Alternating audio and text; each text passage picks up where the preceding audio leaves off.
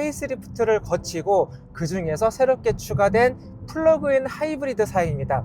X5, X드라이브 502 모델로 출시가 됐는데 대략 한 1억 3천만 원 정도의 가격대를 구성하고 있어요. 수치적인 부분을 한번 보겠습니다. 이 차는 직렬 6기통 3.0L 터보 엔진에 전기 모터를 불렸고, 그리고 8단 변속기와 4륜구동 시스템을 통해서 구동력을 전달을 합니다. 엔진 자체만 보면 313마력의 최대 토크는 45.9kgm/M를 만들어내주고요. 전기 모터는 굉장히 아마 익숙하실 거예요. 요즘 BMW에서 자주 쓰는 그 전기 모터가 쓰였습니다.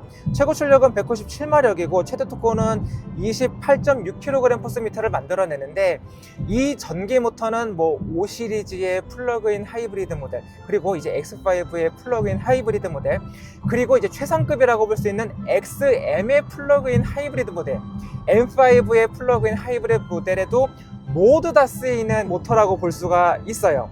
엔진과 모터가 더해진 시스템 출력은 489마력, 그리고 최대 토크는 71.4kgm/M를 만들어냅니다. 확실히 이 50이라는 숫자에 어울리는 여유롭고 강력한 성능이라고 볼 수가 있겠죠.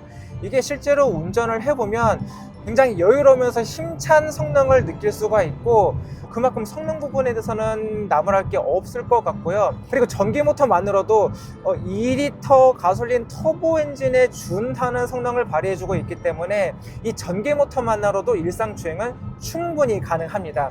이 차 같은 경우는 국내에서 인증받은 전기 모터 주행 거리가 77km로 인증을 받았거든요.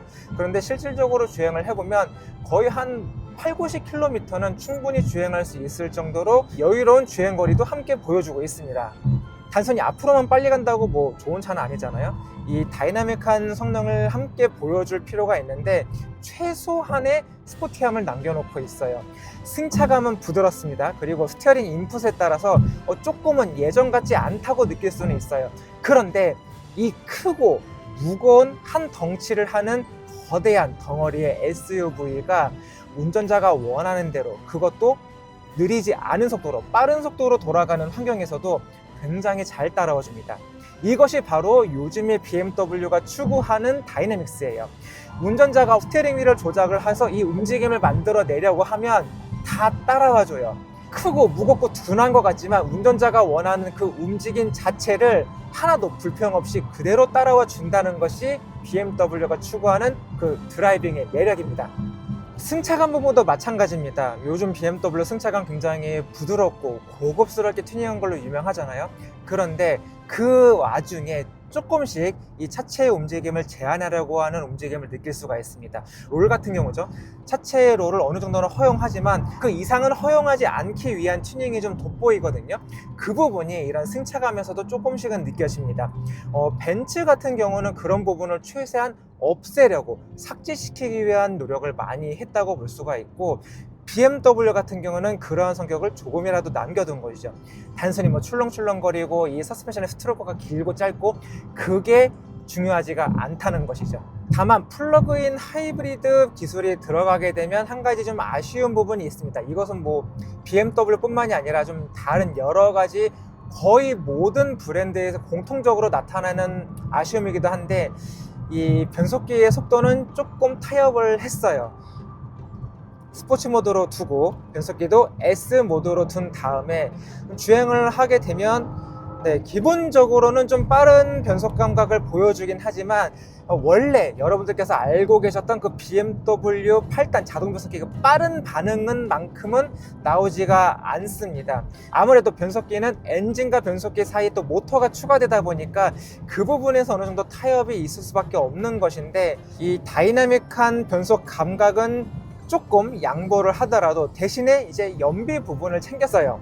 저희가 이 차를 가지고 정말 다양한 환경에서 많이 주행을 했었거든요. 고속도로도 가고 시내에서 가다 서다도 정말로 많이 했습니다. 그만큼 오랫동안 이 차를 탔는데 그 시간 동안 기록된 평균 연비가 리터당 12km 이상으로 나왔습니다. 좀 연비에 신경을 쓰고 주행을 한 것은 맞긴 하지만, 그렇다고 해도 이 정도 크고 무거운 차가 이 정도의 연비를 보여준다. 실질적으로 이제 복합 공인 인증 연비보다는 훨씬 더 좋게 나온 것이 만족스러웠어요. 근데 이런 차를 운전하면서 드는 느낌이지만 확실히 이 내연기관 가솔린 터보 엔진에는 전기모터 궁합이 정말로 좋은 것 같습니다. 뭐 하이브리드 시스템의 특성상 전기모터가 부동력을 먼저 만들어 주기 때문에 부족한 부분을 상당 부분 보완을 한단 말이에요.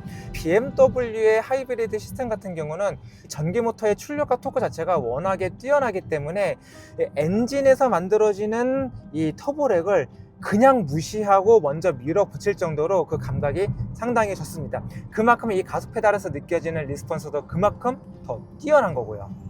여기에 더불어서 이 브레이크 페달에서 느껴지는 감각도 여전히 뛰어납니다. 하이브리드 시스템을 적용한 만큼 이 브레이크 페달은 전자식을 쓰고 있습니다. 그런데 BMW는 예전부터 이 플러그인 하이브리드 모델에서 브레이크 감각을 정말로 튜닝을 잘 했거든요. 밟으면 밟음대로 느껴지는 이런 직관적인 느낌도 그러고 여기서 느껴지는 안정감도 충분합니다. 그리고 이 전자식 브레이크만의 느낌인 그 이질감, 약간 좀 밟아도 별로 운전자가 느끼는 피드백이 없는 그런 부분도 다른 모델에는 많았지만 BMW만큼은 예외라고 할 수 있을 만큼 그 부분도 정말로 잘하고 있거든요. 이제는 BMW가 플러그인 하이브리드 모델을 만든 지도 시간이 꽤 됐기 때문에 이런 좀 노하우 부분도 상당히 숙성이 돼서 이제는 브레이크 페달 감각, 느낌, 흠잡을 데 없이도 좋습니다. 여러 가지로 BMW 이런 드라이빙 부분에 대해서 정말로 튜닝을 잘한다는 것을 다시 한번 확인할 수 있었네요. 자, 오늘 시승은 여기서 마치도록 하겠습니다. 저는 지금까지 김선웅이었고요. 여러분들은 모터그래프와 함께하고 계십니다.